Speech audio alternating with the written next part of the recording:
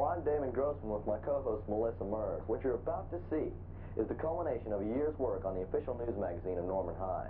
Tigerette has edited, produced, and broadcast 29 shows previous to this one, each one having its own identity. Selecting the best work of the year was a hard task, but we've managed to narrow it down to 5 blockbusters, ranging from sports to music to the landmark Japanese visit to Norman High.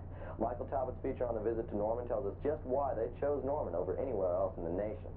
The fast-paced sports features, including Neil Schindler and Steve Jarman's football feature and Denise Brewer's basketball feature, show everything from future OU recruit Lydell Carr scampering for pay dirt to the antics of Section 6 at our home basketball games. The music for this show comes courtesy of the I-80 Rockers, Norman High's own reggae sensation. The feature opens with a clever insert of lead singer Scott Carmack in the bass drum. But the first feature is a co-product of Norman Cable News and Media Productions.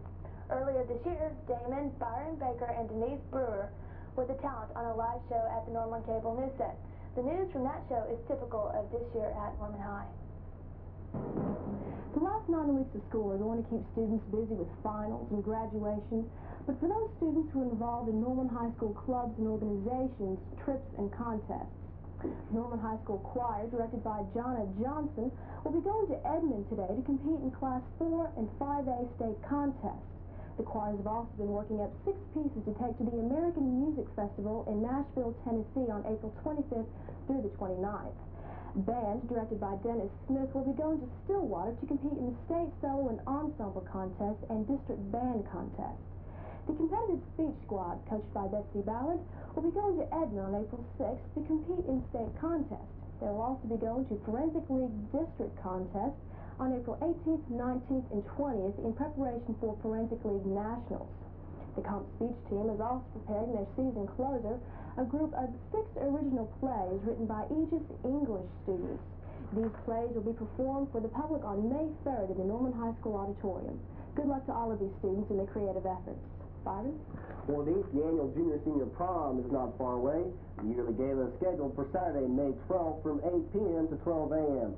Fundraisers have been underway all year in anticipation of the event. This year's dance is in need of more money than usual due to the fact that it's being held in the ballroom of the Student Union. The most successful effort in terms of raising revenue thus far was the Junior Class Style Show, which was held on March 8th. Organized by several teachers at the high school, headed by Jim Power, the show generated $1,800, all of it to benefit the prom. One of the major obstacles that faces the prom committee at this point is the lack of a theme. They're not yet determined. The committee plans to meet tomorrow to decide upon it. Dues are $10 and need to be paid as soon as possible. Tryouts for cheerleaders, pom-pom girls, and the mascot for the next school year are to be held in early April, according to NHS Activities Director Diane Ward. The trials for POMs will be held on April 2nd at both mid-highs and the high school. Prospective cheerleaders will try out at Central on April 9th, while West and Norman High will have their tryouts on the 13th. There will be only one mascot this year, as that tryout to be held on April 2nd. There will be 3 cheerleaders and 3 POMs selected from each of the mid-highs, while 6 of each will be chosen from the high school. Drill team members for next year, also known as the Tigerette, have already been chosen, that process being completed last week. In only their 2nd year of existence, the Spirit Group has already become the largest Spirit Group on campus in terms of numbers. Denise? Every year, students from Norman High School travel to Washington, D.C. to experience firsthand the workings of our nation's government. This group of students and teachers, known as Close-Up, will be leaving April 5th. Damon, this is a busy time of year as far as sports are concerned. We have soccer, AAU, swimming. That's right, Byron. Spring sports at Norman High are all active, but one of the bigger sports stories concerns the retirement of 21-year head basketball coach Max Marquardt. Marquardt announced his retirement following the Tigers' elimination from the playoffs. Needing only one victory to advance to the state tourney, Norman lost 2 straight. Marquardt comments on his future. I think I can do my time and my family more good. I'm going to go ahead and teach. If surely they'll let me do that. But I'm going to go ahead and teach a year or so. But I think I'm going to give up the coaching part of it, because I just think that my time's worth more than what they pay for coaches around here. And I guess they turn it over to somebody that's younger that can withstand that. I've got too many bills created that I've got to be able to make some money. And when you cut back $2,000, that kind of throws you completely out of business. NHS coach Mac Marquardt. The defending state champion soccer team Tigers kicked off their season with a 15-0 shellacking of U.S. Grant. Alan Mooring had the distinction of scoring the Tigers' first goal in their quest for a second consecutive state title. That goal started a trend that followed suit 14 times, particularly by sophomore Esau Sasa. Sasa scored 5 times in the rout and is expected to combine with Dan Walker to provide the scoring punch needed for another crown. Goalkeeper Bill Chisso had the distinction of receiving credit for a shutout without ever laying hands on the ball. This was due to the superb defensive efforts of Seth Bumgarner, Bobby Bell, and Jeff Jackson. Not to be outdone by the boys, the defending state champion girls are successfully pursuing the '84 title and currently sport a 3-0 record. Their latest and most impressive triumph offensively and defensively was a 5-0 shutout over Putnam City West. Goalkeeper Emily McDonald, also Norman High Student Council president, preserved the shutout with some exceptional saves. Carmen Bumgarner's 2 goals led the squad, but by no means was she the only gun. The squad has been assessed by one member as so balanced that several members on the bench could retain a starting position. The Lady Tigers battle arch rival Moore Lions Friday at West Mid-High Field. Norman is seeking revenge from the only team to have beaten them last season. Moore, considered as Norman's toughest competition this year, beat the Tigers in a thrilling overtime victory that blemished their unbeaten season. Tiger baseballers are faring quite well at America's favorite pastime, boasting a 4-2 record. 1984 appears to be a rebuilding year for Norman due to the loss of 14 seniors to graduation, 12 of whom received scholarships. The year so far has been highlighted by Brian Ringer's towering drives, including one 400-foot shot that cleared the Norman's home diamond. Superb defense, including the opening 3 games of the season without an error, and crafty pitching, notably Brett Trotter's 3-walk no-hit gem. The team has not hit for as high an average as previous Norman powerhouses, and that worries Coach Jack Harvey. We need to have a lot of guys that are hitting, 350 or something like that, and maybe not have so many that are trying to hit the ball out of the park, because that's not going to happen on a very regular basis. And we need to get in a position where we can get a lot of hits together and get in positions so we can score a lot of runs. Sean Grubb and Scott Heifel, hitters 3 and 4 in the meat of the Tiger lineup, have not produced as well as expected, but will most definitely improve. Scott Heifel has been hampered by the simple fact that the varsity does not field a backup catcher, and the added burden has taken its toll. Norman boys volleyballers dropped their first match of the season to powerhouse Jinx. Returning 4 seniors from last year, including second-team All-Stater Richard Cricklin, Norman dropped the best out of 5 contests in 4 games. Coach Burl Hunt was encouraged by the closely fought battle with Jinx and expects to fare well in the Jinx tournament this Friday. Looking way down the line, Hunt predicted Norman to play Ponca for the state title. Congratulations are also in order for standout swimmers Scott Tobin and Scott Sullivan, whose showings in the amateur state championships, better known as the Junior Olympics, earned them a spot in the upcoming Junior Nationals. That's all for sports. Thank you very much, David. We'll be back right after this. Greetings. From Norman Public Schools, I'm Michael Talbot. Norman was recently chosen as part of a nationwide tour by the Japanese Ministry of Education. 33 visiting school teachers from Fukuoka, Japan, were observing our system of education. Norman was one of only 4 stops made by the group during their visit to the United States. The other stops included Hammond, Indiana, Los Angeles, California, and Washington, D.C. The group consisted of elementary, junior high, and high school teachers, 1 principal, and 4 administrative consultants. They expressed special interests in libraries and sports facilities. The tour arrived on Tuesday, September 20th, where they were greeted by Norman Schools representatives Ken Muncie and Nancy Moore. From there, they went to Whittier and West Middle Schools.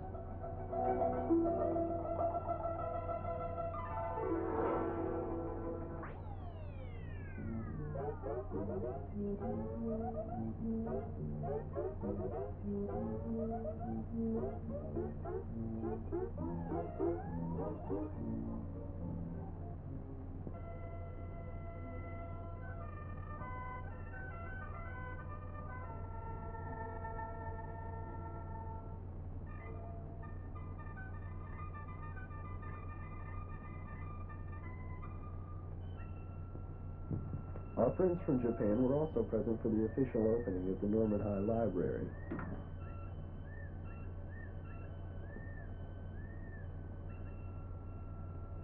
From there, they went to Monroe Elementary to exchange gifts and visit with the students.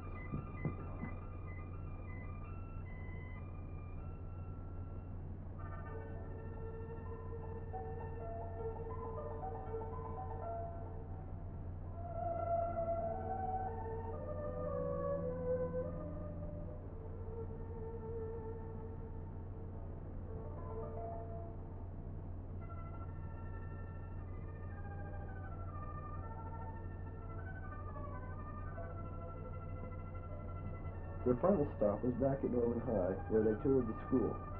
The group seemed very pleased with their visit, and as one of them put it, "You are very fortunate people to have such wonderful schools."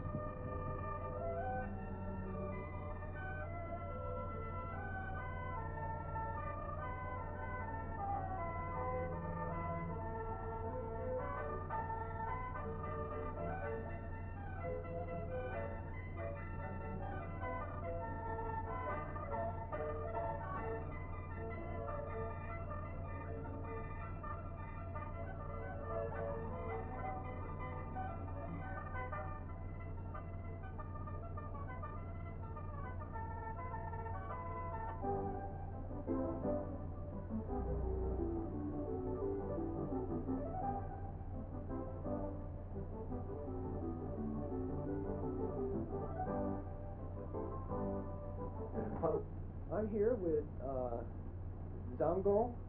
Well, I'll have them pronounce their name. Zengo Wano. Tadashi Ushijima. And this is their interpreter. I'm going to ask them a couple questions about their trip here to America.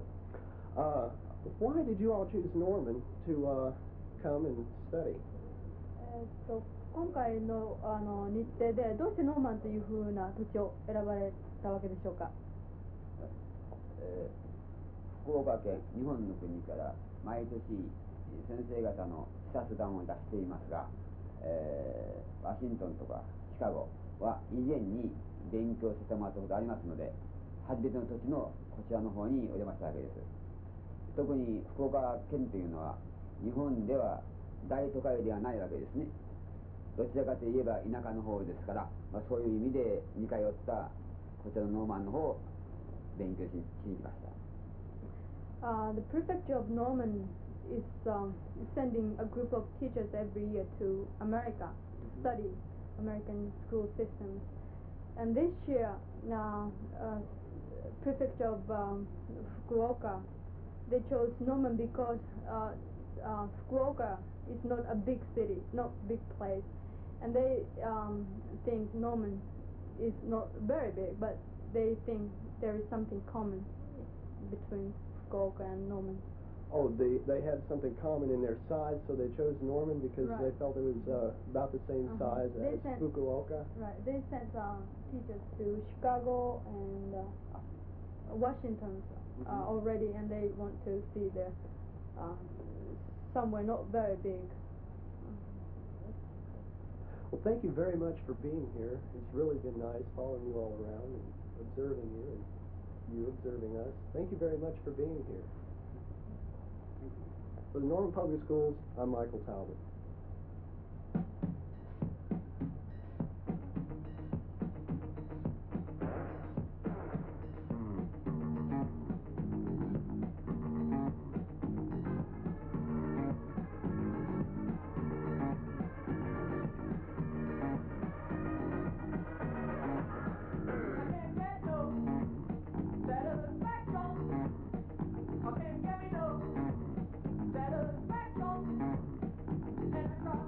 And I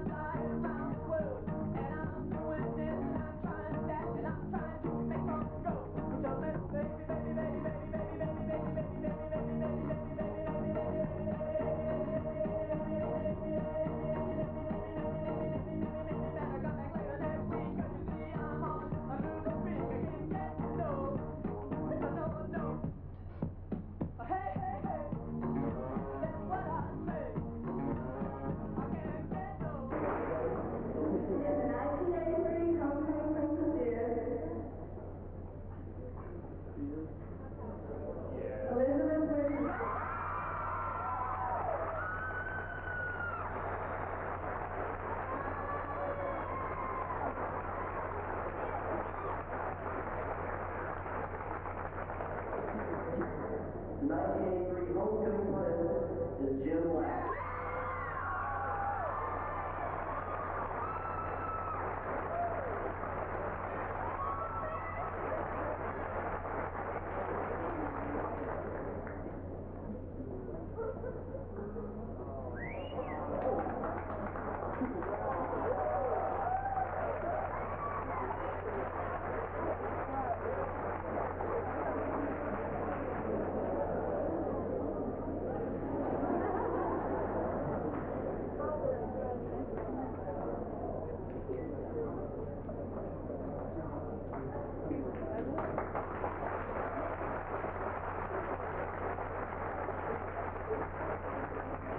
In 1983, homecoming king is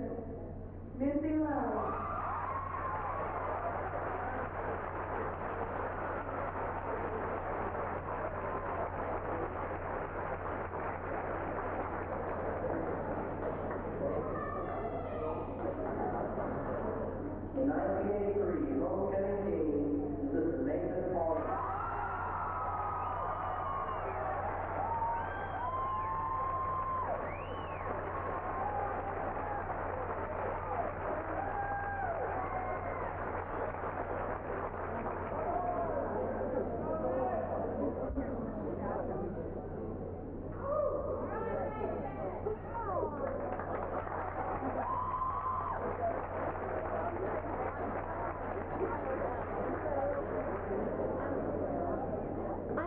I'm a junior from the University of Oklahoma, and I'm from Norman. Okay, thank you. I would like to ask you a few things about OU.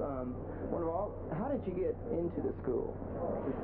I applied. Applied? Okay. Did you have to have a certain grade point average or anything like that? Yeah, to be admitted to OU, you need a 17 ACT, or you need to have a B+ grade average, I believe B average, or be in the top 50% of your graduating class. Okay. Any of those three. Okay. What are you majoring in at OU? I'm in accounting and economics. I'm in the business school.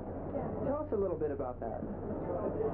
Well, I feel like I'm really learning a lot of practical knowledge.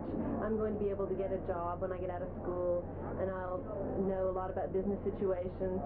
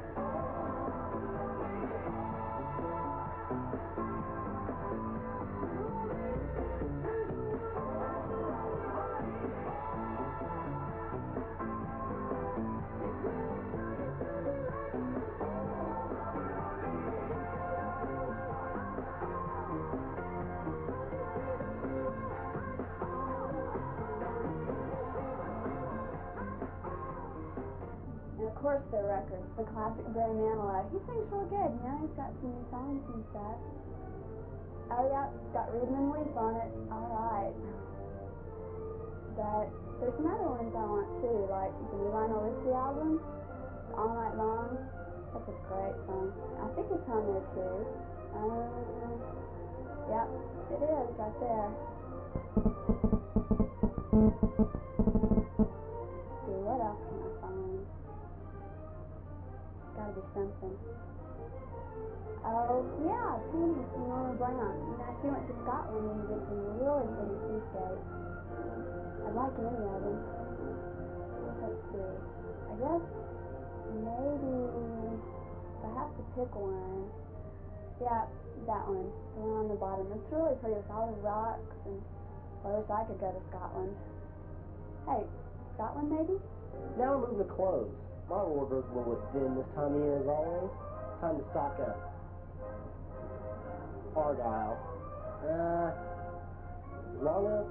Yeah, it's long enough. But Argyle, well, we'll see. Looking around here. Come on, talk to me. There we are. Spotted one. Now that's nice. Dark. I'm a dark color fan. Has maroon, dark green. Seems long enough. Yeah, I'd like to have that. It's not bad.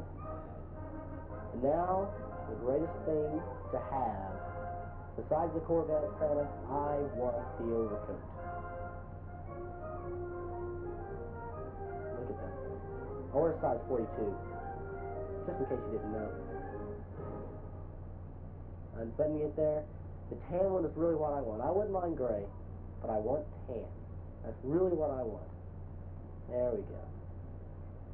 I almost think it's reversible, but it's not, of course. Ah, nice fit. Nice fit. Bring the collar down a little bit. Now stretch it out. It seems long enough. Now, of course, there's food. Something we always think about. The beef stick.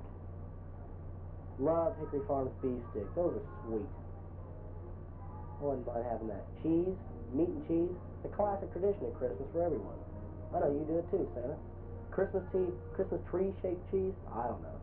Samples. The only reason I really come into Hickory Farms for the samples. Oh, that's not bad sausage.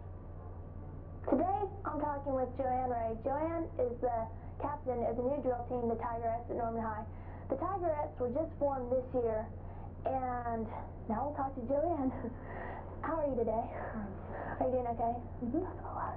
What exactly is drill team? What do you do? Do you just hang around, or, you know, what do you do? Drill team is a dance team designed to mainly promote school spirit. That's what we try to do a lot at pep rallies and stuff. We try to make the students more enjoy the pep rally. What do you have routines, and you dance, and what seasons or what do you go through at which seasons? Well, we dance for football first, and then we go into basketball and wrestling at the same time. So that keeps us real busy. Do you decorate the players' houses, or, you know, I know the Palms and Shores do, so do you go decorate their houses and everything? Yeah, we do that, and we make, each of us have 2 senior football players that we make boxes for with cookies and stuff in them every week. Okay. Well, who started this? Why did they start it? I mean, just for fun? Well, last year we had the activities director, Miss King, and she used to live in Texas. And in Texas, drill teams are real big. They're just the thing to be in. And she thought that Norman would be a good place to start one. There's a lot of people, and she thought that something that would really help the school. So she went through Mr. Addison and the school board and got it started. Did Mr. Addison add a lot of support to this? Yes, we have. Mr. Addison is really great, and he's helped us a lot and got a lot of things done for us. Who is your sponsor? Our sponsor is Mr. Hunt. Do you like him? Yeah, he's really great. He looks freaky. Well, how many people are on it? Who are they? Okay, we have 11 girls, and the 2 lieutenants are Amy Osborne and Lisa Workman. And then the other ones are Shanda Bernard, Shelley Schubert, Stephanie Yon, Sherry Richardson, Joby McCraig, Julie Hatch, and that's all.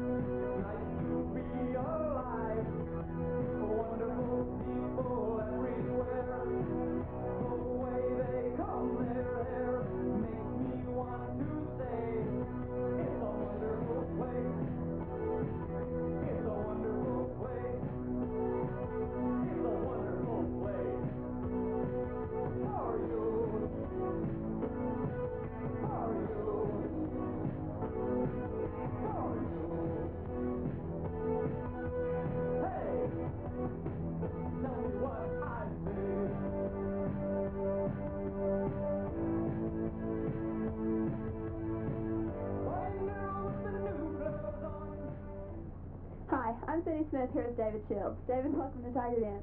Hi. Could you tell me about how many students at Norman High you think use drugs and alcohol? Well, I don't know. I've partied here for about 2 years, and I'd say at least 80 to 90% of Norman High parties on the weekends or during school or after school. Well, why? I mean, what's the big attraction about it? I think first of all, that it's just exciting at first, and it's just something to do, something to pass the time with. And, you know, it breaks down inhibitions, and you can talk to people easier, and it erases all those straight lines, and, you know, it kind of lets you, you know, get crazy at night, and you can have a good excuse for what you do the next day. Well, when do students find time between studying and all this other stuff that I know we have to do? Well, there's usually 2 different categories of people that are using drugs during that time. I'd say there's probably 20% of Norman High gets high during school, either on their IS time or at lunch. And some people cut classes during the day to go out and party. I used to do that a lot last year, and really suffered grade-wise. And then most people, the other probably 70%, are just weekend warriors, just doing it on the weekends and Friday and Saturday nights, you know, taking road trips up to the football games and stuff like that. Well, I know there have been some things that have happened to you in the past year. Could you tell me about some of those? Yeah. I don't know. I've been using drugs for about 4 years, and it just got really bad this last year. I was in trouble with the law, with a truancy officer, and Miss Jones was coming down on me pretty hard. And all my teachers were looking out for me in class to see if I was stoned or not. And my parents offered me an ultimatum. They said, well, you can either, you know, knock off the drugs, or, you know, you can go find a new place to live. And so they told me if I came in drunk one more time or high, that I'd have to leave or go to treatment. And I came in a lot more times drunk and high, but it was really just the next time I got caught. And I finally came in one night. I'd been partying, and I drank a lot of beer. And I was just so drunk I had to close one eye just so I could see my mom straight. And that was the last time. That was about 6 months ago. And I went into treatment on May 13th, Friday the 13th. It was a pretty unlucky day. And went to treatment in Baton Rouge, and I went to a halfway house up in Omaha, Nebraska. And I've been back for about 10 days now, and I've been sober for about 6 months. And there's still some people here, a lot of people here that still party, a lot of my little partying friends, and it's really hard, because you want to still be friends with them, but it's really hard to when you can't go out and party with them. And there's some that I'm really worried about that I don't think have got much more time left if they don't come around. And what kind of amazes me is, like last year, I could have come up to one of these people and said, you know, I've got some good sense, and they would have believed me, and they would have gotten high with me. But now that I'm coming back and I'm saying, listen, you know, being straight is a lot better than being high all the time, they won't believe me, and it confuses me a lot. Well, how do you deal with it when they, you know, do they ask you anymore, hey Dave, let's go party? I've been invited to a couple keg parties since I've been home, but no one's really, you know, come up and said, you know, let's go smoke a joint. I think most of my friends really understand what's going on with me. Well, that's great. David, thanks for talking with me. Yeah, thank you. There's been a lot of talk about drug and alcohol abuse at Norman High. The Scholar Leadership Enrichment Program is new at Norman High under the Gifted Program. It has particular groups of offerings dealing with international literature. I recently had a chance to talk to Dr. Ruhi Leffler, and she had some comments. This is a new program, Carrie, which was modeled after the very successful SLEP program at the University of Oklahoma. I was fortunate enough to have some time, several of the seminars that I was participating in when I was a graduate student working on my doctorate. And I enjoyed them so much and thought it was such a wonderful format for students who wanted an experience that was a little beyond in the range and the depth and the intensity of what you can experience from a little different from the normal classroom, that I was hoping that we could adapt this to the high school level. So this is our first experiment with adapting the SLEP program to a high school level. The ideas for what we incorporated into this to a large degree came from some of our local high school teachers and some of the university professors also. In pulling the ideas together into a program that we could actually put on and launch, I went to the Oklahoma Foundation for the Humanities, and from the discussion with them, I incorporated another idea, and that was to make it accessible to the public. One of the things that I've always wished that we could do was to share some of the facilities, the resources that we have at the high school, such as some of our really gifted teachers and some of the ideas and the books in our beautiful new library with the public. So in programming this, part of the design was that we would have a public lecture in the evening, which would be open to the public. From Mexico into Texas, and you could tell the difference of the impact of the culture, the Hispanic culture, that it made on the physical geography of the earth. It was completely distinct from ours. We pretty much use the figure of 25, which is what they've used pretty successfully at OU with their SLEP program.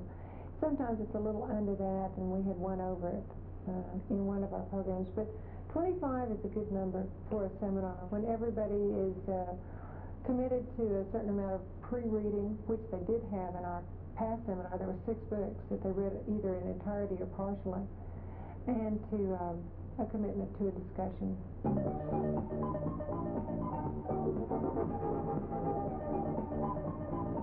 Good evening and welcome to the Dating Game. I'm Byron Baker, your host, and this evening we have our bachelor Rodney Brown along with 3 lovely young ladies in studio with him. Tonight, for all viewers turned in, we have a special treat, the double date.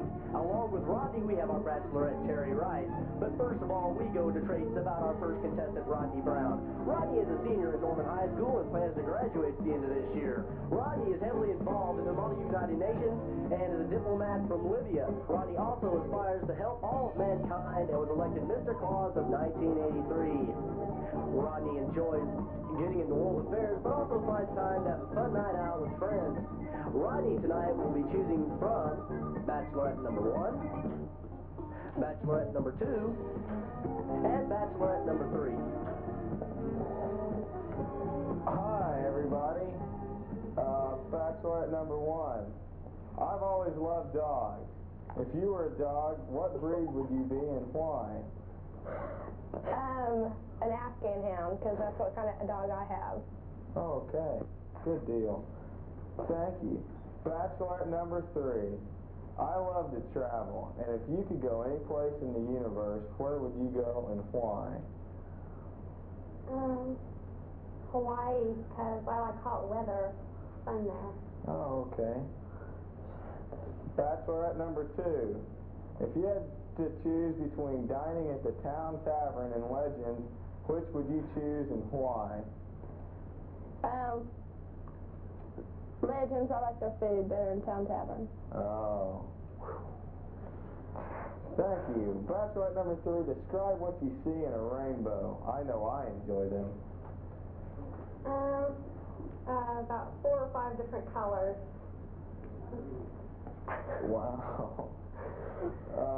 Thanks. Bachelorette number 1, I love flying cars. And if you were a car, what would you be and why?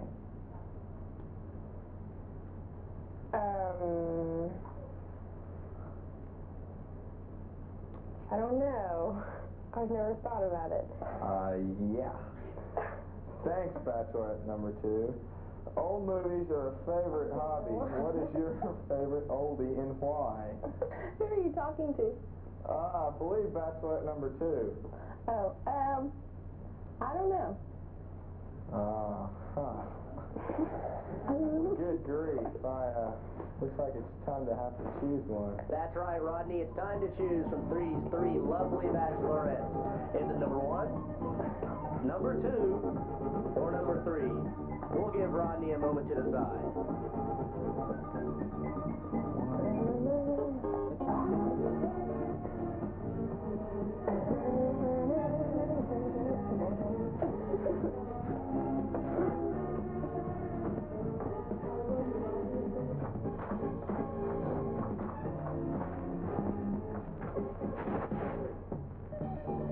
Well, heck, it looks like I'm going to have to go with Bachelorette number 3 because none of them like to eat at the tavern. Nobody knows anything about cars or movies, and she seems kind of dumb, and I might be able to get away with some stuff since she thinks there's 5 colors in the rainbow. And now, Rodney, here's the one you chose, Bachelorette number 3. If she'll come down, here she is.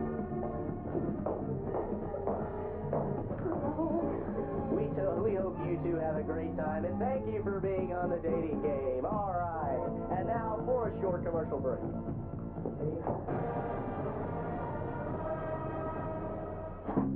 Hello and welcome back to our second part of our special show, the Double H Show. And now we have our bachelorette for the evening, Miss Terry Rice.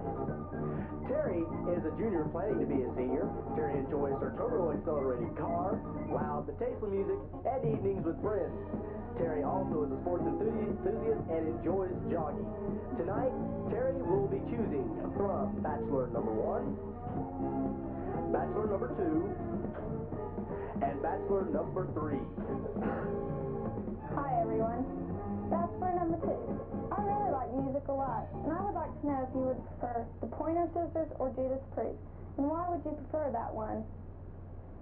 It has to be Judas Priest, because I don't like the Pointer Sisters. Definitely not the Pointer Sisters. Okay, thanks. Bachelor number 3. Please describe how you feel about the sunset. Pardon? How do you feel about sunsets? They're great. Okay, thanks a lot. Bachelor number 1. If you could go to the moon and take 3 people, who would you take and why? I'd have to take David Lee Roth, because he's a partying type of guy. And I'd probably take Tanya Roberts, just because she's great looking, and she looks great in a bikini. And then I'd probably take Scott, because me and him would go climb all the mountains. That's Scott Anderson, write that down. Okay, thanks a lot. Bachelor number 2. Would you prefer an acid rock or heavy metal rock concert as opposed to a quiet evening in front of a roaring fire, and why? Seeing how I don't like heavy metal, I'd probably take the quiet evening in front of the fire. Okay. Bachelor number 1. If you were a yogurt, what flavor would you be? Oh, I'd be, let's see. It'd have to be peppermint twist. Okay, thank you. Bachelor number 3. If you could be any historical figure, who would you be and why? Adolf Hitler, because he's all around a pretty tough guy, and I don't know, that mostly. Okay, thanks a lot. That's all for the questioning. It's going to be a tough choice for Terry. Is she going to take Bachelor number 1, number 2, or number 3? And we're going to give her a moment to decide. And now, here's bachelor number one, the one that Terry chose. If he'd come on down here and around the blind.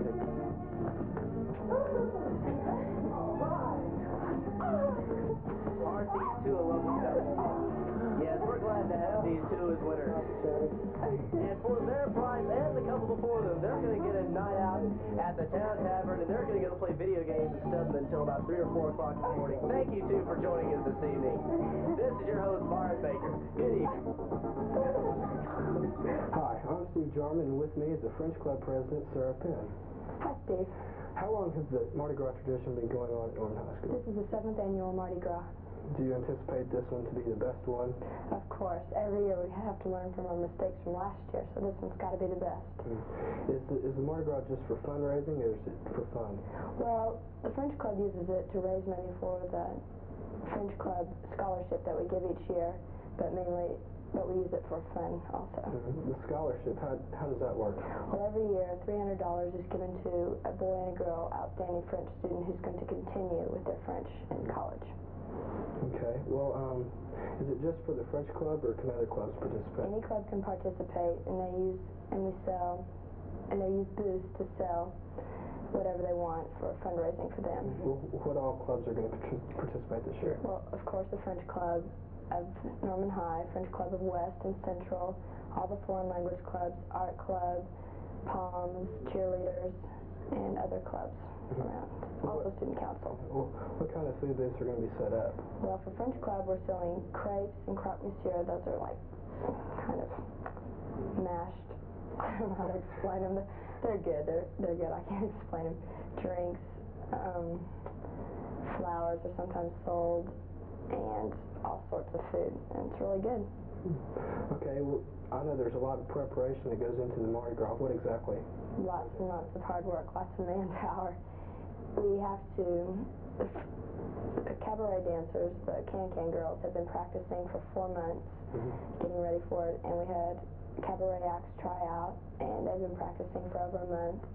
And we've had, and building the decorations, and all sorts of things, just lots of different things to do. Okay, what about the costumes? How do you make them, or? Well, the costumes for the Can-Can girls we rent from a place up in the city, and if you want to wear a costume to the Mardi Gras, then you can either make it or you can rent it from any costume place up in the city. Okay. Well, exactly when and where is Mardi Gras going to be this year? The Mardi Gras will be held in the Norman High Cafeteria from 5 to 9 this Saturday, March 3rd. Okay, well, thank you, Sarah. Thank you, Steve. For Tigerette, this is Steve Jarman. Brad Bates, a drummer at Norman High School, has given us a chance to see some of his hidden drumming talents.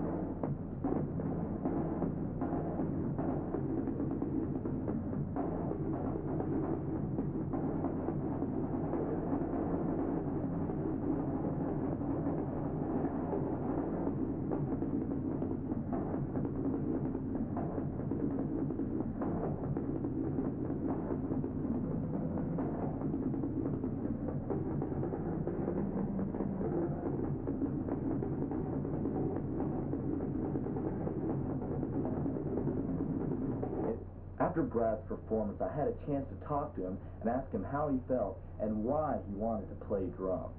Fame. My dad was a drummer, and he made it famous. He played with the Everly Brothers and Joey Lewis, and he's sort of been my inspiration, you know. Throughout my life, I started playing when I was 2, and you know, some people say it's not possible, but I've done it, you know. My dad's helped me out through the years.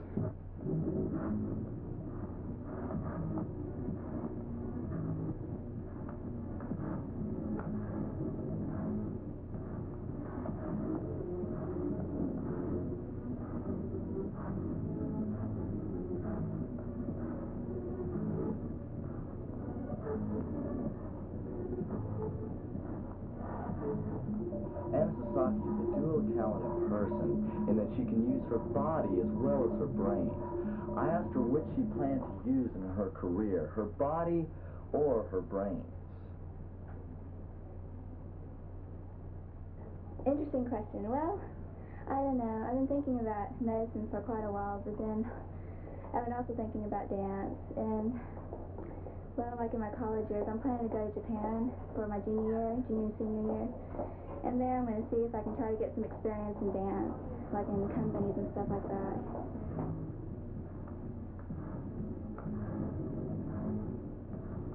Any live audience performances are very valuable. Well, first of all, you can't redo things, and I don't know, every performance you do has to be your best, and if you do stuff, you just have to cover it, and you can't go back and say, oh, I have to start over again. And that's what a lot of people do, and they may make faces and everything. And what live performances does is that you have to get used to making mistakes and covering them. Al Schreiner had his views on what it was like to be in front of a live audience. You've got to be quick-witted. You've got to know lots of good jokes that are clean. You've got to come across to the audience as sort of a go-between, that you're a mutual friend to both the performer and the audience, that you know what's going on, that you're not totally lost, which I'm not too good at doing sometimes.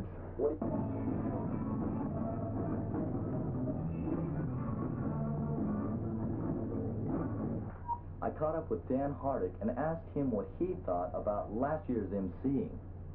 What's it like out there? It's just unbelievable. I mean, thousands of people who laugh at anything you do, and I proved that last year, and it's, you know, a really good audience. I think one of the best audiences that I've ever been in front of, you know, because when you get out in the real world, you know, there's not a lot of parents to back you up, so that's good enough for me.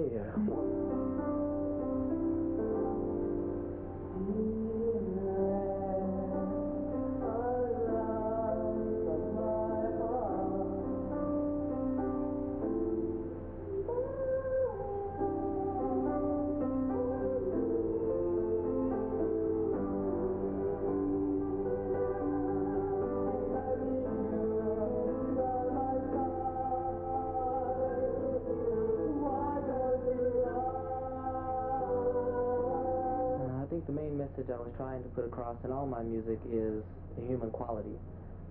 Human beings are more than what they think they are, and love is the greatest human emotion, and that's all I want to sing. My heart is so undone.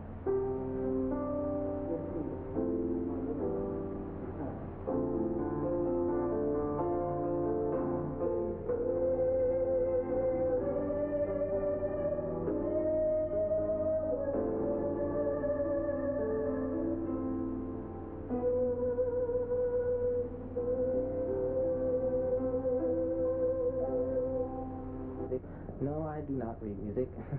I play by inner ear. Something I hear inside and I play it.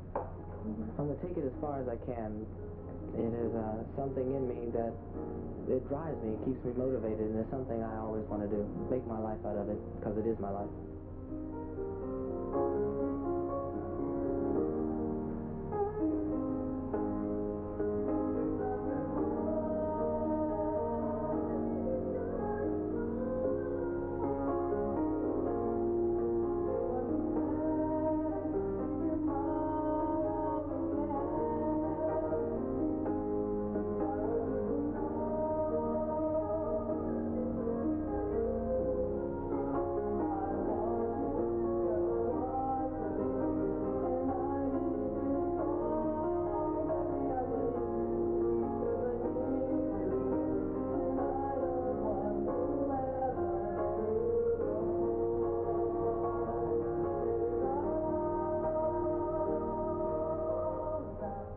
We're magic. Yeah.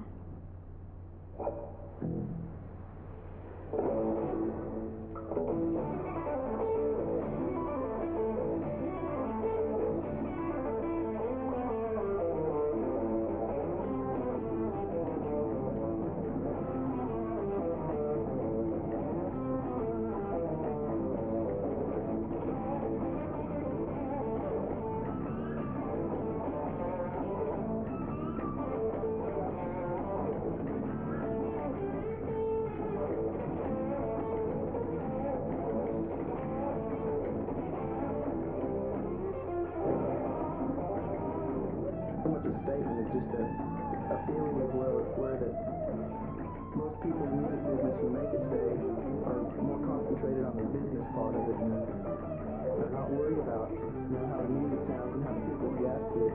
They're in it for the money, and it's like a lost art, like the Knights of the Round Table, chivalry and all that jazz.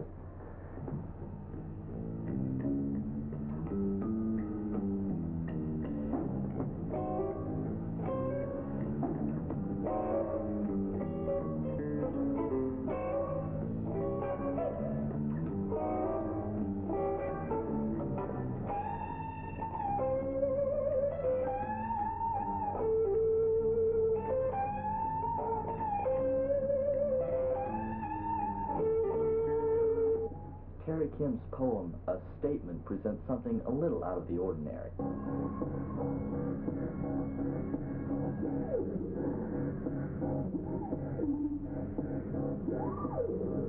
It is the sound of the final roar as the survivors hear across the desolation. It is a feeling of helplessness and pain. Well, I was watching the evening news, and it's pretty gloomy stuff. You watched it, and I just think that we, as a human race, can stop it. But apparently, we're just allowing things to get worse. And I just think that people just don't recognize it until it's too late. At the moment, I think there are too few people that care. I think when Norman is right, something will be found. But till then, I think we're just going to have to suffer until we realize that what we're doing, what we are doing, is wrong. The world is only a dream. But dreams are common among young kids performing in the variety show. Who knows? Someday, maybe young kids will have autograph seekers hounding them, such as Brad Bates did after the variety show. And if that does happen, Norman High will be proud.